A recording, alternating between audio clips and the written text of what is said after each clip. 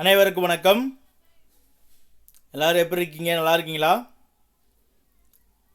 20 நாட்களுக்கான பாடங்கள் நம்ம முடிச்சிட்டோம். அதற்கான டெய்லி டெஸ்ட்டுமே முடிச்சிட்டோம். இரண்டாவது மாடல் டெஸ்ட்டையும் எல்லாரும் நல்லபடியாக எழுதியிருப்பீங்க. சரிங்களா?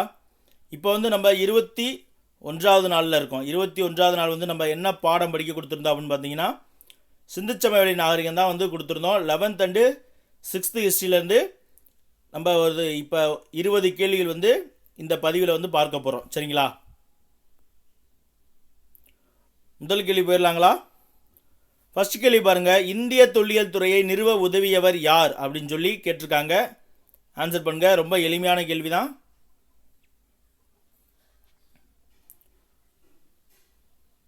ஆன்சர் பார்த்துடலாங்களா? இந்திய தொல்லியல் துறையை நிறுவ உதவியவர் யாருன்னா ஆப்ஷன் பி, அலெக்சாண்டர் கன்னிகாம். 1861 இவருடைய உதவியால் தான் இந்திய தொல்லியல் துறையானது நிறுவப்பட்டது. இந்த தொல்லியல் துறையினுடைய தலைமையை தற்பொழுது டெல்லியில் இருக்குது. சரிங்களா? அதே போல் இந்திய தொல்லியல் துறையினுடைய முதல் நில அளவையாளர் யார் அப்படின்னு பார்த்தீங்கன்னா அவரும் அலெக்சாண்டர் கன்னிகாம் அவர்கள் தான். சரிங்களா? சார்லஸ் மேசன் இருக்கார் இல்லையா, இவர் தான் ஹரப்பா நகரத்துக்கு முதலாக வருகை தந்தவர். சரிங்களா? 1826 ஹரப்பாவிற்கு முதலாக வருகை தந்தவர் தான் சார்லஸ் மேசன். அதற்கடுத்து 1831 அலெக்சாண்டர் பெர்னஸ் அப்படிங்கிறவர் அம்ரி அப்படிங்கிற ஹரப்பாவினுடன் தொடர்புடைய ஒரு நகரத்திற்கு வருகை தந்திருப்பார். சரிங்களா?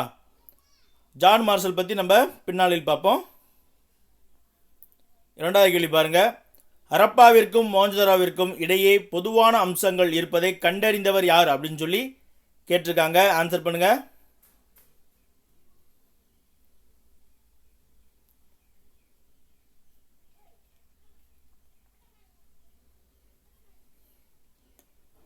ஓகே, ஆன்சர் பார்த்துடலாமா? ஆப்ஷன் சி, ஜான் மார்ஷல் தான் என்ன பண்ணுவார், ஹரப்பாவிற்கும் மொஹஞ்சதாரோவுக்கும் இடையே பொதுவான அம்சங்கள் இருப்பதை கண்டறிந்தவர். இவர் 1924 வரைக்கும் சரிங்களா இந்திய தொல்லியல் துறையினுடைய இயக்குனராக பணியாற்றிருப்பார். எப்போ பணியமர்த்தப்பட்டார் அப்படின்னு பார்த்தீங்கன்னா, கர்சன் பிரபு காலத்தில் 1902 கிட்டத்தட்ட 22 ஆண்டுகள் இந்திய தொல்லியல் துறையினுடைய இயக்குனராக இருந்திருப்பார். இவருடைய காலகட்டங்கள்லாம் ஹரப்பா, மொஹஞ்சதாரோ போன்ற பல பகுதிகள் அகழ்ந்தெடுக்கப்பட்டு சரிங்களா சிந்து சமவெளி நாகரிகத்தினுடைய தொன்மம் வெளியே தெரிய ஆரம்பித்தது. சரிங்களா? ஒரு முக்கியமான நபர், இந்திய வரலாற்றில் ஒரு முக்கியமான நபர் ஜான் மார்ஷல் அவர்கள். சரிங்களா? அடுத்து மூன்றாவது கேள்வி பார்ப்போம். முதிர்ச்சி அடைந்த ஹரப்பா காலத்தைச் சேர்ந்த தானிய களஞ்சியம் எங்கு கண்டுபிடிக்கப்பட்டுள்ளது அப்படின்னு சொல்லி கேட்டிருக்காங்க. ஆன்சர் பண்ணுங்க.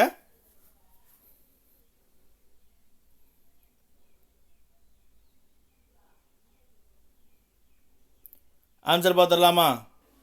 முதிர்ச்சி அடைந்த ஹரப்பா அப்படின்னோடனே ஆன்சர் தெரிஞ்சிடும். ஹரியானா மாவட்டத்தில் இருக்கக்கூடிய ராகி கற்கியில் தான் என்னது தானிய களஞ்சியம் கண்டுபிடிக்கப்பட்டது. சரிங்களா? ராகி கற்கியை கண்டுபிடிச்சவர் யார் அப்படின்னு பார்த்தீங்கன்னா அமரேந்திரநாத் அப்படிங்கிறவர் தான் ராகி கற்கியை கண்டுபிடிச்சிருப்பார். சரிங்களா? ஆப்ஷன் ஏல பாருங்கள், மெகர்கர். மெகர்கர் சிந்து சமவெளி நாகரிகத்தினுடைய முன்னோடி தான் மெகர்கர். சரிங்களா? மெகர்கரில் பல் மருத்துவம் பார்த்ததுக்கான ஆதாரங்கள் நமக்கு கிடைச்சிருக்கு. லோத்தல். லோத்தல் குஜராத்தில் கண்டுபிடிக்கப்பட்ட ஒரு ஹரப்பன் தளம். சரிங்களா? லோத்தல் குஜராத்தில் கண்டுபிடிக்கப்பட்ட ஒரு ஹரப்பன் தளம். அது ஒரு துறைமுக நகரமாக இருந்துச்சு, ஒரு தொழில் நகரமாகவும் இருந்துச்சு. சரிங்களா? லோத்தலில் ஒரு கப்பல் செப்பனிடும் தளம் இருந்துச்சு. ஒரு கப்பல் கட்டும் தளம், செப்பனிடும் தளம் என்னது லோத்தலில் இருந்தது. சரிங்களா? காளிபங்கன் ராஜஸ்தானில் கண்டுபிடிக்கப்பட்ட ஒரு ஹரப்பன் தளம். சரிங்களா? அங்கே என்ன தடயங்கள் நமக்கு கிடைச்சது அப்படின்னு பார்த்தீங்கன்னா, உழவு பள்ளங்கள், விவசாயம் பார்த்ததுக்கான ஆதாரமாக உழவு பள்ளங்கள், அப்புறம் கலப்பை அந்த கொழு முனைகள் கிடைச்சது. அதே போல் நெருப்பு குண்டங்கள். சரிங்களா? நெருப்பு குண்டங்கள் வேலி செய்கிறதுக்காகவோ இல்லை உணவை சுட்டு சாப்பிட்றதுக்காகவான அல்லது ஆயுத கருவிகள் செய்கிறதுக்காகவோ பயன்படுத்திய நெருப்பு குண்டங்கள் காளிபங்கனில் கிடைச்சது. சரிங்களா? லோத்தல் யார் கண்டுபிடிச்சிருப்பா அப்படின்னு பார்த்தீங்கன்னா எஸ்ஆர் ராவ், ரகுநாத் ராவ் அவர்கள். எஸ்ஆர் ராவ் அவர்கள் தான் லோத்தலை கண்டுபிடிச்சிருப்பார். சரிங்களா? அடுத்த கேள்வி பார்த்துடலாமா? நான்காவது கேள்வி பாருங்க. சிந்துவெளி நாகரிகத்தினுடைய சிறப்பம்சம் எது அப்படின்னு சொல்லி கேட்டிருக்காங்க. ஆன்சர் பண்ணுங்க.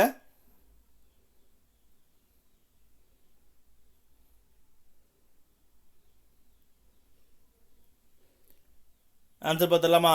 அதாவது திட்டமிடப்பட்ட நகர அமைப்பு, பெருங்குளம், தானிய கிடங்கு, கழிவுநீர் வடிகால் அமைப்பு, இது எல்லாமே என்னது சிந்துவெளி நாகரிகத்தில் இருக்குது. ஆனால் சிறப்பம்சமாக கருதப்படுகிறது எது அப்படின்னா திட்டமிடப்பட்ட ஒரு நகர அமைப்பை கொண்டதாக இருக்கிறதா சிந்துவெளி நாகரிகத்தினுடைய சிறப்பம்சமாக கருதப்படுகிறது. சரிங்களா? பெருங்குளம் பார்த்திங்கன்னா மொகஞ்சதாராவில் பெருங்குளம் இருக்குது. 4 பக்கங்களையும் பாதைகள் இருந்துச்சு, படிக்கட்டு 2 பக்கங்களையும் இருந்துச்சு. தென்மேற்கு மூலையில் நீராவி போக்கிற்கான வசதி செய்யப்பட்டிருந்தது. அதே போல் புதிய சுத்தமான நீர் உள்ளே வருவதற்கும் கழிவு நீர் வெளியே போவதற்குமான வசதிகள் செய்யப்பட்டிருந்தது. அருகே இருக்கக்கூடிய கிணற்றில் இருந்து பெருங்குளத்திற்கு நீர் கொண்டு வரப்பட்டது.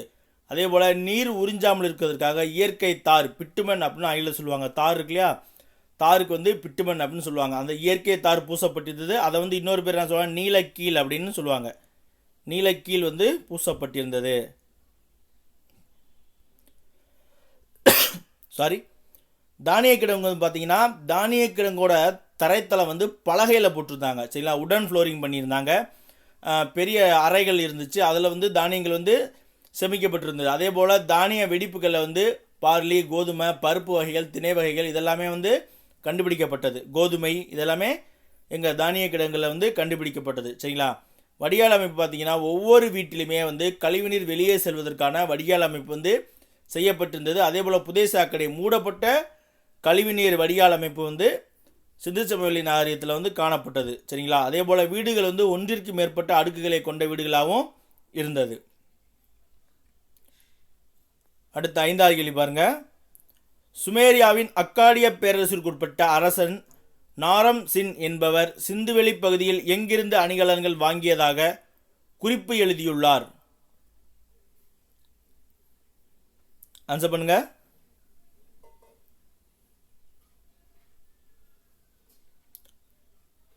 ஆன்சர் கரெக்டாக ஆன்சர் பார்த்துடலாமா? அரசன் நாரம் சின் சிந்துவெளியுடன் தொடர்புடைய மெழுக்கா அப்படிங்கிற இடத்துலேருந்து தான் எனது அணிகலன் வாங்கியிருப்பார். சரிங்களா? அதாவது இவர் சுமேரியா அப்படின்ற பகுதியை சேர்ந்தவர். அக்காடிய பேரரசு. சரிங்களா? அக்காடிய பேரரசு. சரிங்களா? மெசபடோமியா நாகரிகத்தில் இருக்கக்கூடிய ஒரு பகுதி தான் எனது சுமேரியா. சரிங்களா? சுமேரியாவோட நாகரிகமும் அந்த மெசடோமியா நாகரிகத்தோட சேர்ந்தது தான். சரிங்களா? இப்போ நம்ம சிந்து சமவெளி நாகரிகத்தை என்னது ஒரு சில அறிஞர்கள் என்ன சொல்கிறாங்க, திராவிட நாகரிகம் அப்படின்னு சொல்கிறாங்க இல்லையா? அப்போ என்னது சிந்து சமவெளி நாகரிகம் வேறு, திராவிட நாகரிகம் வேறு அப்படின்னு அப்போ அது ஒரு வேளை ஒன்றாக இருந்தால் சொல்ல முடியாது. ஆனால் பொதுவாக டிஎன்பிசி ஆன்சரில் ஒரு ப்ரீவியஸ் இயர் கொஸ்டின் என்ன சொல்லியிருக்காங்க, சிந்து சமவெளி நாகரிகத்தில் வாழ்ந்தவர்கள் திராவிடர் அல்லாத சமூகத்தினர் வாழ்ந்தாங்க அப்படின்னு சொல்லியிருக்காங்க. சரிங்களா? இப்போ நம்ம ராகி கறிக்கு பற்றி முன்னாடியே பார்த்துட்டோம். சரிங்களா? லோத்தல் கப்பல் விடும் தளனும் கப்பல் துறைமுக நகரம்னு பார்த்துட்டோம். தோளவிராவும் லோத்தலும் ரெண்டுமே குஜராத்தில் இருக்குது. ராய்கரிக்கு ஹரியானாவில் இருக்குது. சரிங்களா? தோளவிரா பிஸ்ட் அப்படிங்கிறவர் கண்டுபிடிச்சிருப்பார். சரிங்களா? பிஸ்ட். அதே போல் ஹரியானாவில் கண்டுபிடிக்கப்பட்ட பனவாலி அப்படிங்கிற இடம், பனவாலியுமே பிஸ்ட் தான் கண்டுபிடிச்சிருப்பார். சரிங்களா? தோளவிரா அங்கே நீர் மேலாண்மைக்கான ஆதாரங்கள் கண்டுபிடிக்கப்பட்டது. சரிங்களா? நீர் மேலாண்மைக்கான ஆதாரங்கள் கண்டுபிடிக்கப்பட்டது. அப்புறம் சமூக கூடம், 2 மிகப்பெரிய மைதானம் இல்லைன்னா சமூக கூடம் அப்படின்னு சொல்லக்கூடிய இடம் தோளவிராவில் கண்டுபிடிக்கப்பட்டது. சமீபத்திய ஒரு ஹரப்பன் தலமாகவும் தோளவிரா இருக்குது. சரிங்களா? சமீபத்தில் கண்டுபிடிக்கப்பட்ட ஒரு ஹரப்பன் தலம். 6வது கேள்வி பாருங்கள். கீழ்காணும் நதிக்கரை நாகரிகங்களில் பொருத்தமற்றதை தேர்வு செய்க. கவனமாக ஆன்சர் பண்ணுங்கள். இது சம்மந்தமாக இப்போ கொஞ்சம் முன்னாடி தான் ஒரு விளக்கம் கொடுத்துட்டு வந்திருப்பேன். ஆன்சர் பார்த்துடலாமா?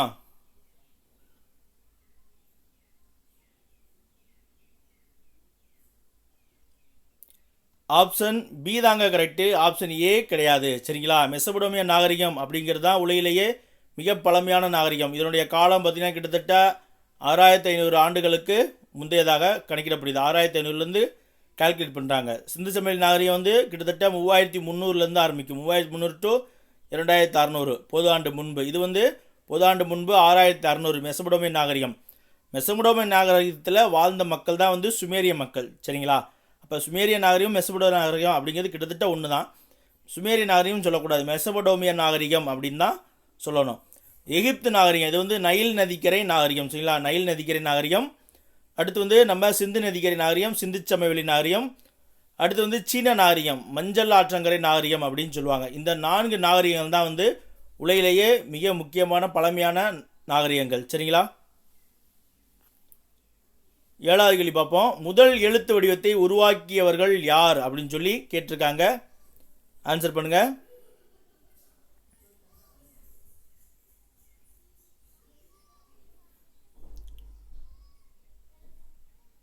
சுமேரியர்கள் தான், எகிப்தியர்கள் கிடையாது. ஆப்ஷன் டி, சுமேரியர்கள் தான் வந்து எனது முதல் எழுத்து வடிவத்தை உருவாக்கியிருப்பாங்க. தற்போது வரை சிந்துவெளி மக்களுடைய எழுத்து முறையை வந்து நம்மளால் வந்து புரிந்து கொள்ள முடியல. சரிங்களா? அதே போல் சிந்துவெளி மக்களுடைய எழுத்து முறை வந்து என்ன எழுத்து முறை? ஆன்சர் பண்ணுங்க. ஆப்ஷன் பார்த்தீங்கன்னா வட்டெழுத்து முறையா, சித்திரை எழுத்து முறையா, இல்லை கோடுகளால் அந்த மாதிரியா? சிந்துவெளி மக்களுடைய எழுத்து முறை வந்து சித்திரை எழுத்து முறை தான். சரிங்களா? குறியீடுகளை கொண்டது. சரிங்களா? அதே போல் இவங்களுடைய எழுத்து முறை எப்படி இருக்கும்னா, எழுதும் பொழுது இடமிருந்து வலம் ஒரு வரியும், வலமிருந்து இடம் ஒரு வரியும் எழுதுவாங்க. சரிங்களா? அதே போல் ஐராவதம் மகாதேவன் போன்றவர்களாம் வந்து சிந்துவெளி எழுத்துக்களுக்கும் திராவிட எழுத்துக்களுக்கும் வந்து ஒற்றுமை இருக்குது அப்படின்னு சொல்கிறாங்க, கருத்துக்களை சொல்கிறாங்க. 8வது கேள்வி பார்ப்போமா. கீழ்காணும் எக்காரணத்தினால் ஹரப்பா நாகரிகத்தின் தடங்கள் அழிக்கப்பட்டது? ஆன்சர் பண்ணுங்க. எந்த காரணத்திற்காக ஹரப்பா நாகரிகத்தினுடைய தடங்கள் வந்து அழிக்கப்பட்டது?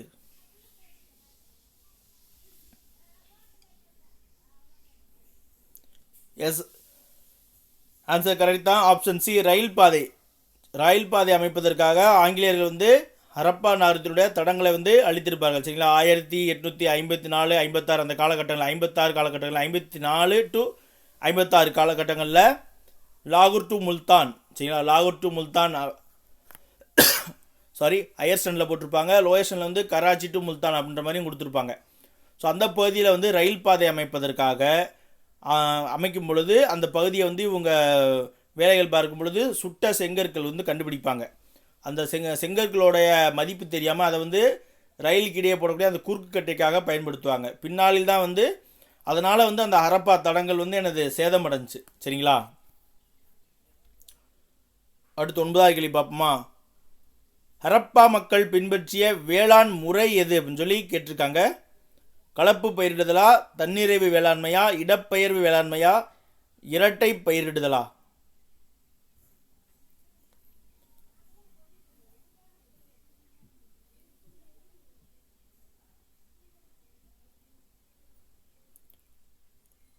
ஆன்சர் பார்த்துடலாமா. ஹரப்பா மக்கள் பின்பற்றிய வேளாண் முறை எது அப்படின்னு பார்த்தீங்கன்னா இரட்டை பயிரிடுதல் முறை. சரிங்களா? அதே போல் ஹரப்பா மக்கள் வந்து பருத்தியை வந்து நன்கு அறிந்திருந்தார்கள். சரிங்களா? இங்கேருந்து மெசபடோமியாவிற்கு வந்து பருத்தியை வந்து இங்கே விளைய வச்சு அங்கே மெசபடோமியா கொண்டு போய் வியாபாரம் செஞ்சுட்டு வந்தாங்க. கப்பல் வணிகமே செய்தார்கள். சரிங்களா? சிந்து சமவெளி மக்கள் வந்து மெசபடோமியாவுடன் வந்து கடல் கடந்து கடலில் கப்பலில் போய் வியாபாரம் செஞ்சுருக்காங்க, வணிகம் செஞ்சுருக்காங்க. அதே போல் பட்டு ஆடைகள் வந்து அவங்க அணிந்திருக்காங்க. சரிங்களா? அதே போல் பயிரிடுதலில் பார்த்தீங்கன்னா கோதுமை, பார்லி, திணை வகைகள், எள்ளு, கடலை, பருப்பு வகைகள் இதெல்லாமே வந்து அவங்க விவசாயம் செஞ்சுருக்காங்க, உணவாகவும் எடுத்திருக்காங்க. அணிகலன் பார்த்திங்கன்னா தங்கம், வெண்கலம் போன்ற, அப்புறம் வந்து மண், கற்களால் ஆன அணிகலன்கள் வந்து ஆண்கள், பெண்கள், குழந்தைகள் எல்லாருமே வந்து என்னது விரும்பி அணிந்திருப்பார்கள். அவர்களுக்கு வந்து இரும்பு வந்து தெரியாது. சரிங்களா? இரும்பை வந்து அவர்கள் அறிந்திருக்கவில்லை. செம்பு, வெண்கலம், தங்கத்தால் ஆன அணிகலன்களை வந்து அவங்க அணிந்திருந்தார்கள். அதே போல் அந்த உலோகங்களான கருவிகளையுமே வந்து அவர்கள் பயன்படுத்திட்டு இருந்தாங்க. ஹரப்பா பண்பாட்டில் செபு எனப்படுபவை எது அப்படின்னு சொல்லி ஆன்சர் பண்ணுங்க. ரொம்ப எளிமையான ஒரு கேள்வி தான். Okay, answer பார்த்தலாமா. செபு அப்படிங்கிறது மாடுகள். சரிங்களா? ஹரப்பா பண்பாட்டினுடைய மாடுகள் வந்து செபு அப்படின்னு சொல்லி அழைக்கப்பட்டது. இன்னும் சொல்ல போனீங்கன்னா அந்த பசுபதி திரியோக மூர்த்தி அப்படின்னு சொல்லி 3 முகம் கொண்ட யோக கடவுளுடைய முத்திரையில் கூட இந்த எருமை மாட்டினுடைய முத்திரை வந்து இருந்திருக்கும். சரிங்களா? அதில் அவர்கள் வந்து குதிரையை அறிந்திருக்கவில்லை. சரிங்களா? ஹரப்பா மக்கள் குதிரையை அறிந்திருக்கவில்லை. அதேபோல் பன்றி, பூனை, நாய், யானை இதையெல்லாமே அவர்கள் அறிந்திருந்தார்கள். பன்றி இறைச்சி, அப்புறம் ஒரு சில அவளுடைய பாத்திரங்கள்லேருந்து அவங்க என்ன மாதிரியான உணவு எடுத்துக்கிட்டாங்க அப்படிங்கிறது பார்க்கும்போது பன்றி இறைச்சிலாம் அவர்கள் உண்டிருக்காங்க அப்படின்ற தகவல்கள் வந்து நமக்கு கிடச்சிருக்கு. சரிங்களா? 11வது கேள்வி பாருங்கள். ஹரப்பாவில் கிடைத்தவற்றில் மிக நீளமானதாக கருதப்படும் எழுத்து தொடர் டேஷ் குறியீடுகளை கொண்டுள்ளது அப்படின்னு சொல்லி கேட்டிருக்காங்க. ஆன்சர் பண்ணுங்க.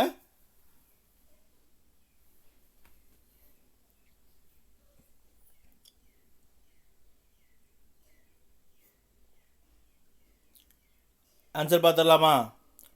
ஹரப்பாவிலேயே நமக்கு கிடைச்ச மிக நீளமானதாக கருதப்படக்கூடிய எழுத்தொடர் வந்து 26 குறியீடுகளை வந்து கொண்டிருக்கு. சரிங்களா? அதே போல் ஒவ்வொரு எழுத்து தொடரும் குறைந்தபட்சம் 5 குறியீடுகளை கொண்டிருந்திருக்கும். சரிங்களா? அதில் வந்து அதிகமான குறியீடுகள் வந்து இந்த 26 குறியீடுகள் கொண்ட எழுத்தொடர் வந்து நமக்கு கண்டுபிடிக்கப்பட்டிருக்கு. சரிங்களா? இதை வந்து யூரி நோரோசோவ் அப்படின்னு சொல்லப்படக்கூடிய ஒரு பிரிட்டானியர் வந்து கணினி முறையில் வந்து பகுப்பாய்வு செஞ்சுருப்பார். சரிங்களா? அதாவது சிந்து சமவெளி மக்களுடைய அந்த எழுத்து முறையை யூரி நோரோசோவ்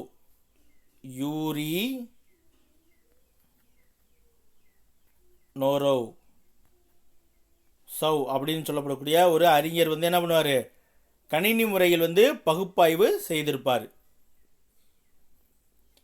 12வது கேள்வி பாருங்க. மொஹஞ்சதாரோவில் கண்டுபிடிக்கப்பட்ட மதகுரு சிலை எந்த உலோகத்தால் செய்யப்பட்டது அப்படின்னு சொல்லி கேட்டிருக்காங்க. ஆன்சர் பண்ணுங்க.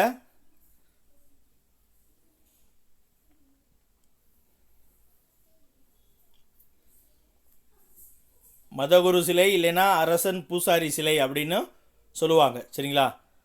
அதாவது மொஹஞ்சதாரோவில் கண்டுபிடிக்கப்பட்டது 2 சிலைகள் வந்து கண்டுபிடிக்கப்பட்டிருக்கும். ஒன்று வந்து ஸ்ட்ரீட்டைட் அல்லது நுரைக்கல் அல்லது மாவுக்கல் என்று சொல்லப்படக்கூடிய சுண்ணாம்புக்கல் சிலை. அது வந்து எனது மதகுரு சிலை வந்து எனது ஸ்ட்ரீட்டைட் இல்லைனா சுண்ணாம்புக்கல் இல்லைனா நுரைக்கல் இல்லைனா மாவுக்கல், அதில் வந்து அப்படி சொல்லுவாங்க, செய்யப்பட்டது மதகுரு சிலை. அடுத்து வந்து வெண்கலத்தால், சரிங்களா, வெண்கலத்தால் செய்யப்பட்ட ஒரு நடன மாது சிலை. அது வந்து லாஸ் வேக்கஸ் முறை அப்படின்வாங்க. சரிங்களா? லாஸ் வேக்கஸ் முறை. அதாவது களிமண்ணில் வந்து ஒரு உருவம் செய்வாங்க. அந்த உருவத்தில் வந்து அடிப்பகுதியில் வந்து ஒரு துளையிட்டு, அடிப்பகுதியில் மேற்பிலே துளையிட்டு என்ன பண்ணுவாங்கன்னா அதை முதல்ல மெழுகில் வந்து ஒரு உருவம் செய்வாங்க. மெழுகில் உருவம் செஞ்சு அதை வந்து மேலாப்பில் வந்து என்ன பண்ணுவாங்கன்னா களிமண்ணை பூசி இது பண்ணிடுவாங்க. அதை மோல்டட் பண்ணிட்டு இன்னொரு பக்கம் துளையிட்டுருவாங்க. துளையிட்டு என்ன பண்ணுவாங்கன்னா இந்த உலோகத்தை வந்து உருக்கி ஒரு பக்கம் துளையில் ஊற்றும் பொழுது என்னாகும், அந்த மோல்டட் ஏரியாவுக்குள்ளே அந்த மெழுகு இருக்குது பார்த்தீங்களா, மெழுகெல்லாம் உருகி இன்னொரு வழியாக வெளியே அவுட் ஆகும். சரிங்களா? அவுட் ஆகும். அப்போ அந்த உலோகம் வந்து இந்த பக்கம் அவுட் ஆகிற வரைக்கும் வச்சு அதை லாக் பண்ணிடுவாங்க. லாக் பண்ணிவிட்டு அதை கொஞ்சம் நேரம் விட்டு எடுத்து பார்த்தோம்னா அந்த மேலே இருக்கிற மண்ணை வந்து நம்ம உடச்சி விட்டு பார்த்தோம்னா அந்த உலோகம் வந்து அந்த அச்சில் வந்து உருகி இருக்கும். சரிங்களா? அதான் வந்து எனது லாஸ் வேக்கஸ் முறை அப்படின்னு சொல்லுவாங்க. தற்பொழுது வந்து இப்போ ஃபவுண்ட்ரி அப்படின்வாங்க. சில அந்த அலுமினியத்தான சில கருவிகள் இதெல்லாம் செய்யும்போது என்ன பண்ணுவாங்கன்னா மணலில் வந்து அச்சு வைப்பாங்க. அச்சு வச்சுட்டு ஒரு துளையிட்டு என்ன பண்ணுவாங்க, அந்த இரும்பி அதை வந்து காய்ச்சி உருக்கி ஊற்றும் பொழுது அது உள்ளே போய் அந்த அச்சில் ஷேப்பில் இருக்கும். அப்புறம் அந்த மண்ணை கிளறி சுத்தம் பண்ணி எடுத்து பார்த்தோம்னா அதே அமைப்பில் வந்து இருக்கும். சரிங்களா? அடுத்து 13வது கேள்வி பார்ப்போமா? 12வது கேள்வியே பாருங்கள். கார்னீலியன் வந்து அவங்களுக்கு எங்கே கிடச்சது அப்படின்னு பார்த்தீங்கன்னா கர்னீலியன் மணிகள் வந்து லோத்தலில் கிடச்சது. ஸ்ட்ரீட்டைட் நுரைக்கல் வந்து தெற்கு ராஜஸ்தானில் கிடச்சது. சரிங்களா? தெற்கு ராஜஸ்தானில் கிடச்சது. செம்பு வந்து ஓமன் மற்றும் ராஜஸ்தானில் கிடச்சது. சரிங்களா? சங்கு வந்து பாகல்கோட் அப்படிங்கிற இடத்துல, நாகேஷ்கர் பாகல்கோட்டில் சங்கு கிடச்சது. சரிங்களா? 13வது கேள்வி பார்ப்போமா? ஹரப்பா பண்பாட்டின் எழுத்து தொடர்களில் இதுவரை எத்தனைக்கும் மேற்பட்டவை ஆவணப்படுத்தப்பட்டுள்ளன அப்படின்னு சொல்லி கேட்டிருக்காங்க. ஆன்சர் பண்ணுங்க.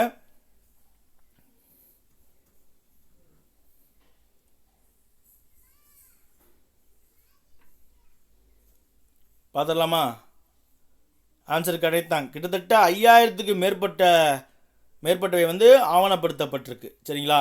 கிட்டத்தட்ட ஹரப்பாவின முத்திரைகள்னு பார்த்தீங்கன்னா கிட்டத்தட்ட 2000த்திற்கு மேற்பட்ட முத்திரைகள், 500 இல்லைன்னா ஒரு டிஎன்பிசி கொஸ்டினில் 500க்கு மேற்பட்ட முத்திரைகள், அப்புறம் ஒரு புக்கில் பார்த்தா 2000த்துக்கு மேற்பட்ட முத்திரைகள் வந்து நமக்கு கிடைச்சிருக்கு அப்படின்னு சொல்லுவாங்க. முத்திரைகள் தனி. இது வந்து எழுத்து தொடர்கள், சரிங்களா? எழுத்து தொடரில் இது வரைக்கும் வந்து நமக்கு கிட்டத்தட்ட 5000த்திற்கு மேற்பட்ட வந்து ஆவணப்படுத்தப்பட்டிருக்கு. அதே போல் அவங்க வந்து மிகச்சிறிய அவங்களுடைய பைனரி சிஸ்டம் அவங்க வந்து வியாபாரம் பண்ணும் பொழுது தந்தத்தால் ஆன இடைக்கற்கள் வந்து பயன்படுத்தியிருப்பாங்க. தந்தத்தாலான இடைக்கல் வந்து லோத்தலில் கண்டுபிடிக்கப்பட்டிருக்கு, சரிங்களா? அதே போல் அவங்க வந்து பைனரி மெத்தட்ஸ், அதாவது 1:2:4:4 16 அடுத்து 32 அப்படின்ற போகிற இரும எண்முறை வந்து அறிந்திருந்தார்கள், சரிங்களா?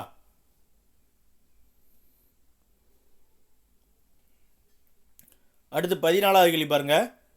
யூனிஃபார்ம் கல்வெட்டு குறிப்புகளில் காணப்படும் மெழுக்கா என்னும் சொல் எந்த பகுதியை குறிக்கிறது அப்படின்னு சொல்லி கேட்டிருக்காங்க. ஆன்சர் பண்ணுங்க.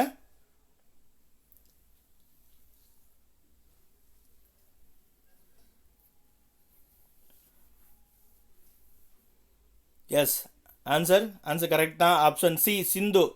மெழுக்கா அப்படிங்கிறது என்னது?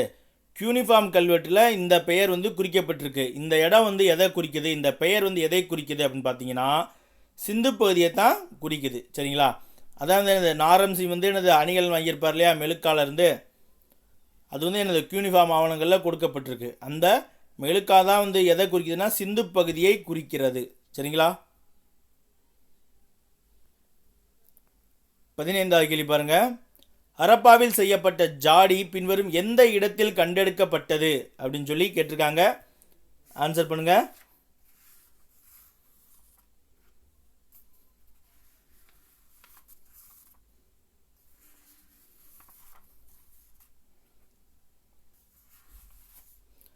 ஹரப்பாவில் செய்யப்பட்ட ஜாடி வந்து ஓமனில் கண்டெடுக்கப்பட்டிருக்கு, சரிங்களா? ஆப்ஷன் ஏ ஓமனில் கண்டெடுக்கப்பட்டிருக்கு. அந்த எஸ் வடிவ ஜாடி, கைப்பிடி கொண்ட ஜாடி, அகலமானது, இது எல்லாமே வந்து செஞ்சுருக்காங்க. இவர்களுடைய அந்த மண் பாத்திரங்கள் வந்து சிவப்பு மற்றும் கருப்பு கலந்த நிலத்தால் இருந்துச்சு. அதில் வந்து அப்புறம் குறுக்கு கோடு, ஒன்றே ஒன்று வெட்டும் கோடு, அரச மரத்து இலைகள், இது போன்ற அலங்காரங்கள் வந்து அந்த பானை அந்த மட்கலங்களில் வந்து செய்திருந்தார்கள், சரிங்களா? 16வது கேள்வி பாருங்க. சிந்துவெளி நாகரிகத்தில் படிகக்கல்லில் செய்யப்பட்ட இடைக்கற்கள் எந்த வடிவத்தில் செய்யப்பட்டிருந்தன அப்படின்னு சொல்லி கேட்டிருக்காங்க. ஆன்சர் பண்ணுங்க.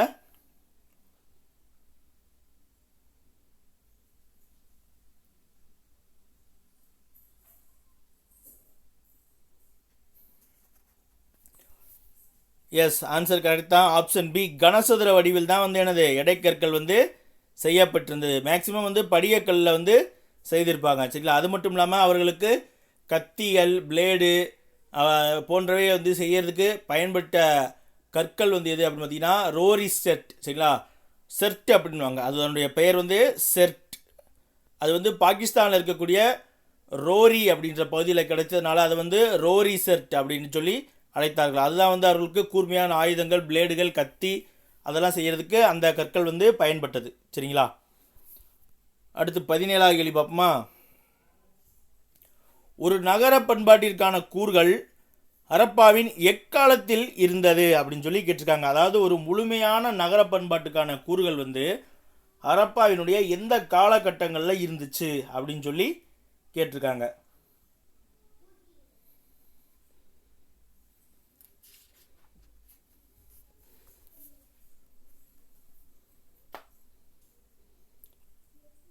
ஆன்சர் பார்த்துடலாங்களா? அதாவது 2வது காலகட்டமாக அறியப்படக்கூடிய பொது ஆண்டு முன்பு 2600 முதல் 1900 இந்த காலகட்டங்கள் தான் வந்து என்னது ஒரு நகர பண்பாட்டிற்கான கூறுகள் வந்து ஹரப்பாவில் வந்து இருந்துச்சு. அதற்கப்புறம் வந்து அதாவது ஹரப்பா வந்து 3ஆக பிரிப்பாங்க. ஒன்று 3300 முதல் 2600 வரைக்கும் முற்கால ஹரப்பா, சரிங்களா? அடுத்து வந்து 2600 முதல் 1900 இது வந்து முதிர்ச்சி அடைந்த ஹரப்பா. இந்த காலகட்டத்தில் தான் வந்து ஹரப்பா நாகரிகம் வந்து உச்சத்தில் இருந்துச்சு. அடுத்து 1900 முதல் 1700 இது வந்து எனது இறுதி காலகட்ட ஹரப்பா, பிற்கால ஹரப்பா. இதற்கப்புறம் வந்து ஹரப்பாவினுடைய வீழ்ச்சி வந்து ஆரம்பிச்சிருக்கும், சரிங்களா?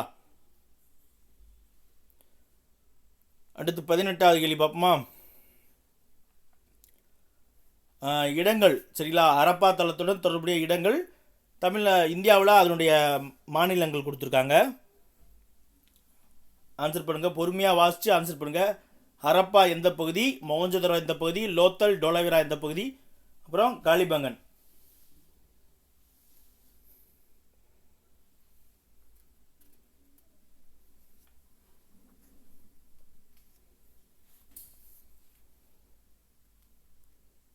எஸ், ஆன்சர் கரெக்ட் தான். ஆப்ஷன் டி தான் கரெக்ட் சரிங்களா, ஆப்ஷன் டி.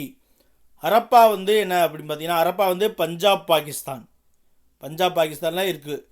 மொஹஞ்சதாரோ சிந்து பாகிஸ்தான். இது மான்குமாரி மாவட்டம். ஹரப்பா மான்குமாரி மாவட்டம், ஹரப்பா லர்கானா மாவட்டம் சரிங்களா. அதே போல் லோத்தல் டோலாவிரா குஜராத் பகுதி, குஜராத் மாநிலம் இந்தியா. காலிபங்கன் ராஜஸ்தான் இந்தியா. பனவாலி ராய் கர்கி இதெல்லாமே ஹரியானா. சரிங்களா. அப்போ ஆப்ஷன் டி தான் கரெக்டான ஆன்சர் சரிங்களா.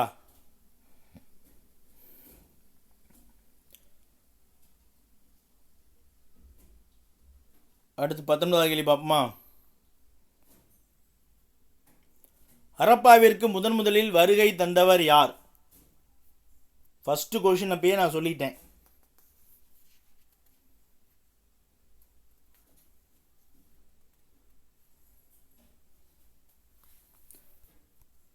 ஓகே, ஆப்ஷன் ஏ சார்லஸ் மேஷன் தான் என்னது 1826 ஹரப்பாவிற்கு முதலில் வருகை தந்திருப்பார். அடுத்து அலெக்சாண்டர் பர்னஸ் 1831 அமெரிக்கு வருகை தந்திருப்பார் சரிங்களா.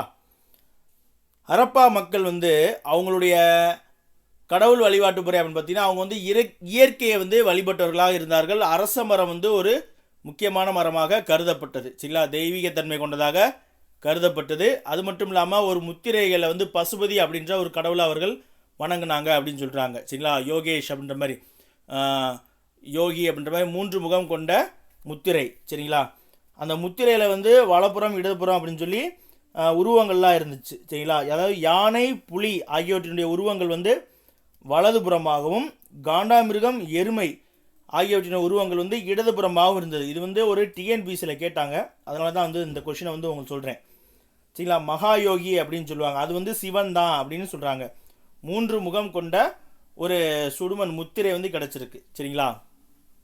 அது மட்டும் இல்லாமல் அவர்கள் இறந்தவர்களை புதைக்கும் வழக்கத்தையும் வச்சுருந்தாங்க, எரிக்கும் வழக்கத்தையும் வச்சுருந்தாங்க. புதைக்கும் பொழுது வடக்கு தெற்காக படுக்க வச்சு புதைத்திருக்காங்க சரிங்களா. இதுவுமே ஒரு தேர்வில் கேட்ட மாதிரி ஒரு நினைவு தான். ஹரப்பா மக்கள் இறந்தவர்களை என்னது வடக்கு தெற்காக படுக்க வச்சு தான் புதைத்திருக்கிறாங்க.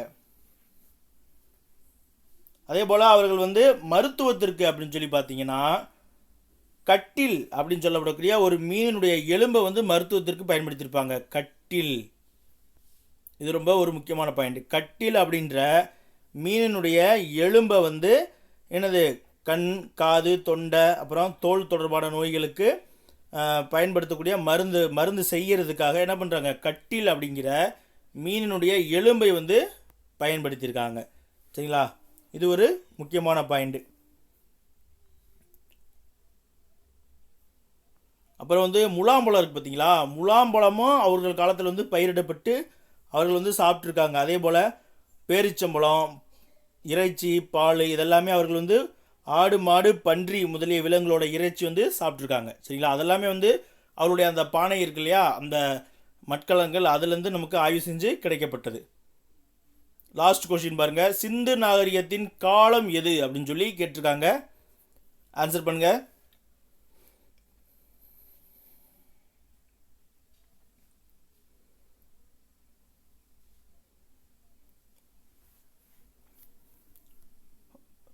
ஆன்சர் பார்த்துடலாமா. ஆப்ஷன் சி, சிந்து நாகரிகத்தினுடைய காலம் 3300 முதல் 1900. ஆக்சுவலாக பார்த்தீங்கன்னா முழுமையானது பார்த்தீங்கன்னா இந்த 1900க்கு அப்புறம் சிந்து நாகரிகத்தினுடைய வீழ்ச்சி ஆரம்பிச்சிடும். அதனால் இதோட முடிச்சிருக்காங்க. ஒருவேளை 3300லேருந்து 1700 கொடுத்துருந்தா 1700 தான் சரியான விடையாக நம்ம எடுத்துக்கலாம். சில இடங்களில் 3300 கொடுக்காம 3000லேருந்து ஸ்டார்ட் பண்ணியிருப்பாங்க. 3000 to 1700 இல்லைன்னா 1900 அப்படின்னு சொல்லி கொடுத்துருப்பாங்க. இதையுமே வேறு ஆப்ஷனில் இல்லாமல் இருந்தால் நம்ம எடுத்துக்கலாம் சரிங்களா. இதில் 1900க்கு அப்புறம் சிந்து நாகரிகம் வீழ்ச்சி அடைஞ்சதுனால இதோட முடிச்சிருக்காங்க. அப்போ ஆப்ஷன் சி தான் 20வது கேள்விக்கு மிகச் சரியான ஒரு விடை. சரிங்களா? இது எல்லாமே வந்து ஆற்றங்கரை ஓரம் தான் இருந்துச்சு. சரிங்களா? இப்போ சிந்து நகரத்தில் வந்து கண்டுபிடிக்கப்பட்ட சில நகரங்கள். சரிங்களா? சில நகரங்கள் அது எந்த ஆற்றங்கரை அப்படின்னு சொல்லி பார்த்தலாம். இது வந்து எத்திக்ஸ் புக்கில் இருக்குது. ஹரப்பா வந்து ராவி நதிக்கரையோரம், மேற்கு வங்காளம். சரிங்களா? தற்போதைய பாகிஸ்தான். மேற்கு வங்காளம் வந்து சாரி, அதாவது மேற்கு பாகிஸ்தான் கூட வேணால் சொல்லலாம். எனக்கு புக்கில் வந்து வங்காளம்னு கொடுத்துருக்கு, அது வந்து தவறு தான். ஹரப்பா வந்து ராவி நதிக்கரை. சரிங்களா? ஹரப்பா வந்து ராவி நதிக்கரை, தற்போது பாகிஸ்தான். ஒன்று என்னது, பஞ்சாப் பாகிஸ்தான். அடுத்து மோஞ்சதரா வந்து சிந்து பாகிஸ்தான், சிந்து நதியோரம். சரிங்களா? மேற்கு பஞ்சாப் பகுதியில் இருக்குது. தற்பொழுது இது ரெண்டுமே வந்து என்னது, பாகிஸ்தானில் தான் இருக்குது. அடுத்து ரூபார் அப்படின்ற ஒரு இடம். சரிங்களா? என்னது, ரூபார். ரூபார் வந்து சட்லஜ் நதியோரம். சரிங்களா? அடுத்து வந்து லோத்தல், நம்ம பார்த்தோம் இல்லையா, லோத்தல் வந்து அதுவுமே வந்து சட்லஜ் நதியோரம், குஜராத். ரூபார் அப்படிங்கிற இடம் வந்து பஞ்சாப். காளிபங்கன் வந்து நமக்கு தெரியும். காளிபங்கன் வந்து எங்கே, ராஜஸ்தான். ராஜஸ்தானில் வந்து காகர் அப்படின்னு சொல்லி ஒரு நதி ஓடுது. காகர், ஜாகிரபி படிச்சிங்கன்னா துணையாறுகளில் வரும் காகர் நதி. அந்த நதியினுடைய கரையோரம் இருக்கக்கூடியதான் வந்து என்னது, காளிபங்கன். அடுத்து சாங்குதாரோ அப்படிங்கிறது ராஜஸ்தானில் இருக்கக்கூடிய ஒரு இடம் தான். அதாவது சரஸ்வதி நதியோரம் அப்படிங்கிறாங்க. சரஸ்வதி நதி வந்து எனது புராண கால நதி, மறைந்துருச்சு, அதுக்கான இங்கே தான் இருந்துச்சு அப்படின்னு சொல்லி நம்பப்படுகிறது. அவ்வளோதான். அடுத்து தோலவீரா வந்து காபீர் அப்படிங்கிற மாவட்டம், கபீர் மாவட்டம். சரிங்களா? கபீர். தோலவீரா வந்து கபீர், குஜராத்தில். அடுத்து கோட்டிஜி அப்படிங்கிற இடம் வந்து சிந்து மாகாணம். பனவாலி வந்து ஹரியானா. சுர்கோட்டா அப்படிங்கிறது வந்து குஜராத். சரிங்களா? இதெல்லாமே வந்து சிந்து பகுதியில் கண்டுபிடிக்கப்பட்ட சில முக்கியமான நகரங்கள். சரிங்களா? அதே போல் ஹரப்பா வந்து யார் கண்டுபிடிச்சா அப்படின்னு பார்த்தீங்கன்னா 1921 தயாராம் சாக்னி அப்படிங்கிறவர் தான் வந்து என்னது, ஹரப்பாவை கண்டுபிடிச்சிருப்பார். மோஞ்சதரா வந்து 1922 கண்டுபிடிச்சிருப்பாங்க. சரிங்களா? யார், ஆர்டி பானர்ஜி அவர்கள். ஆர்டி பானர்ஜி வந்து கண்டுபிடிச்சிருப்பார். ஓகே, இன்றைக்கான லைவ் கிளாஸ் வந்து முடிஞ்சிருச்சு. நாளைக்கான லைவ் கிளாஸ்க்கு எல்லோரும் மறக்காமல் படிச்சுட்டு வந்துடுங்க. சரிங்களா? நாளைக்கான லைவ் கிளாஸில் பார்க்கலாம். தேங்க்யூ.